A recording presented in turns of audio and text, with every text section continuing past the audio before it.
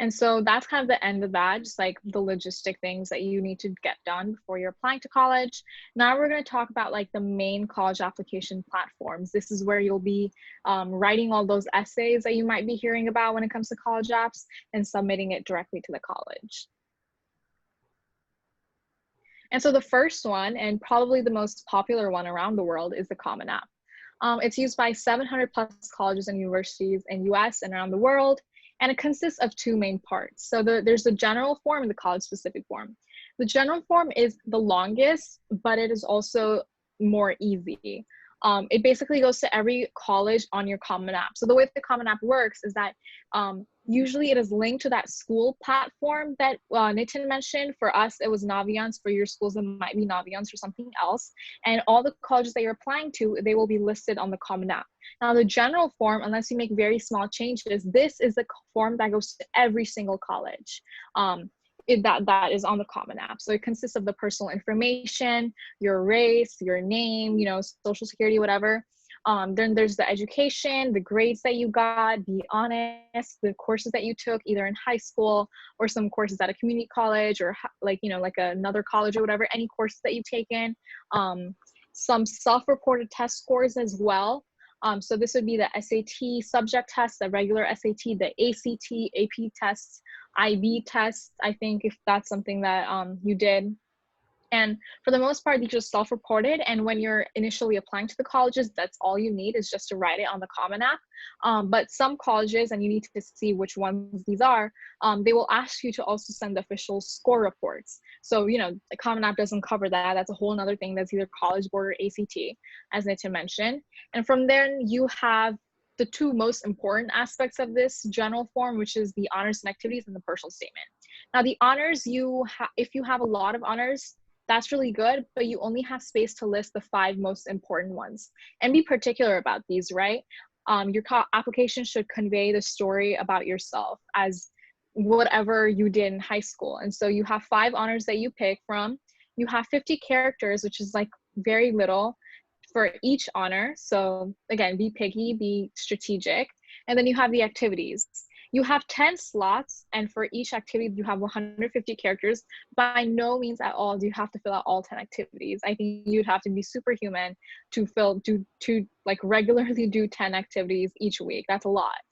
So if you have like some hobbies or other interests, or like, any summer program that you did, any internship, that also goes on the activity section. And with that, I also want to say with the honors, if you feel like you don't have anything like really, really important, that's okay. Like, we're just high schoolers. There's not a lot going on in our lives. That's totally okay for you to not be like a Nobel Peace Prize award winner. Like, that's totally fine. If you just have like the AP Scholar Award, list that, shows that you're a good student. And you don't have to fill out either all the 5 honors or either all the 10 activities. Like, that should be the big takeaway here. I feel like a lot of people get really like stressed out about that. So don't worry. Then you have a personal statement essay. And this is basically an answer to one of the 7 common application prompts that if you go on their website or any other college website and search of Common App prompts, it will come up. But they basically ask you like a very self-reflection type question about like any challenge you face, stuff like that. And you have 650 words to answer them. That's really little, but also a lot at the same time, in that you have to pick out a memory about your high school self or like anything else that conveys your personality while also directly answering the prompt. So this is like a big essay. More on that later in our later webinars, but this is something that goes to every single college. So you want to make sure that this essay is the best that it can be. Then you also have the additional information where you can explain any like changes in courses or like grades, if you want to explain anything that you feel is really important for a college to know.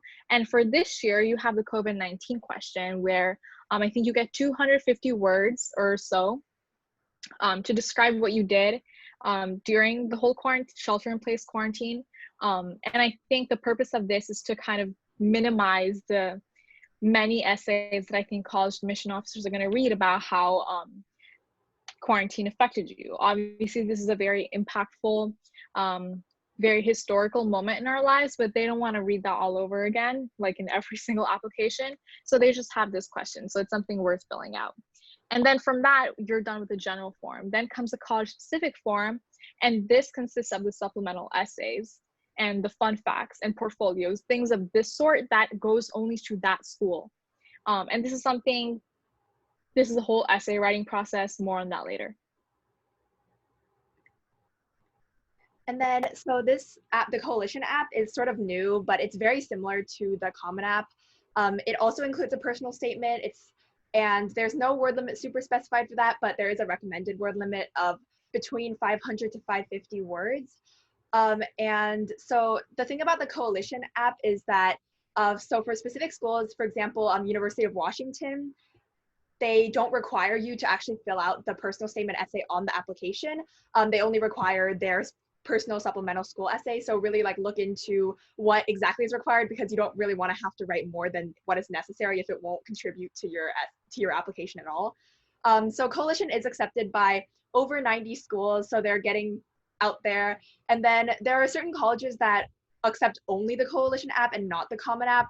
And these include University of Washington, or otherwise known as UW in Seattle, University of Maryland, College Park, and University of Florida. So make sure that you're looking into if you actually need to fill out the Coalition app or not. And then, so the UC app is definitely beloved by people in this area a lot. There's one application for all of the UCs, or the University of California schools. And unfortunately, you do have to pay individually for each UC you apply to. So if financial difficulty is something that you have to think about in terms of applications, you might want to consider which ones are the most desirable or worth it to you. And then, so this app, like the Common App and the Coalition app, have two parts. So again, you have your like stats or your general part. So there's a personal information section that Shuvi kind of went over earlier. There's your education, again, your self-reported test scores, and then blanks for activities, awards, other honors that you might have and want to explain to them.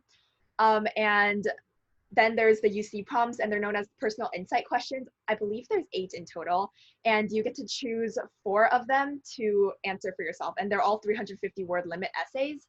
And it's kind of notoriously known that the UC app is a lot more straightforward and has kind of a different style than the Common App. And we're going to kind of go over those differences in some examples in later slides.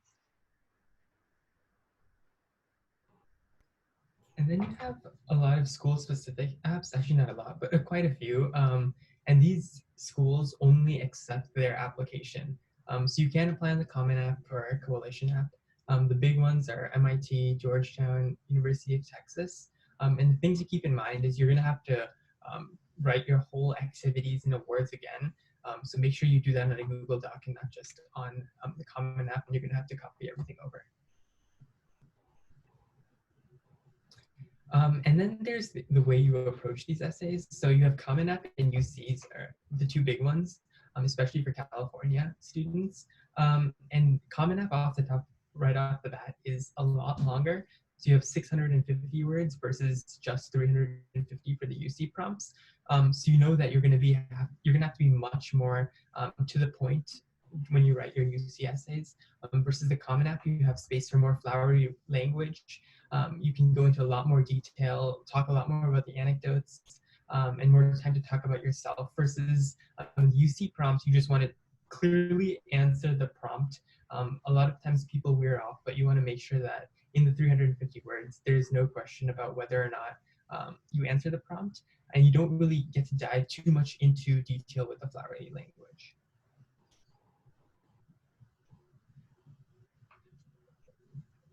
And so this different approach is kind of explained here. So these are both my essays, part of my essay. So the first one is my Common App essay, and the second was my UC essay. Both of these things kind of talk about the same topic. So I was very like journalism heavy in high school. That was something that was really important to me: journalism, activism, using my words to help people. And so both of these essays kind of tackle that. But the way that the Common App essay is structured is that I use 3 paragraphs to just explain this interview that I had that was really like life-changing for me. And I use a lot of vivid language. I use descriptions, like the first sentence itself, it's like pretty, like it's like a hook. It really is. It's like the first thing I noticed about intersex activist Lona Rajkumari Kinner was her voice. And so you right off the bat, you know that this is more of a storytelling type of approach that I have. That's different from the UC essay a little bit, in that I do have a hook, I talk about this farmer that I interviewed, but that's it. There's the hook, and then I go straight into answering the question. And the question, I believe, was, tell us something about yourself that you believe that the other questions haven't really revealed about you. And so I was just like, oh, I'm really an upstander, and so I use that little instance and that hook to answer that question completely in the second paragraph. With this is just my opening. I haven't really even touched on the question at all. Right now I'm just painting a story, revealing certain aspects of myself along the way, but also not really like tackling the prompt head on in the way that the UC app is doing. So that's, kind of just like an example of the way that Nitin was talking about approaching these essays. Obviously, at the end of the day, it is your essay. Both the Common App, UC app, Coalition, whatever, it's your essay, so you decide how you want to approach it. What we found best with the schools that you're applying to, with the word limit that you have, that it is better to be a little bit more direct with the UC app while still also always having a hook. I think the hook is probably the most common element among all these essays that you write.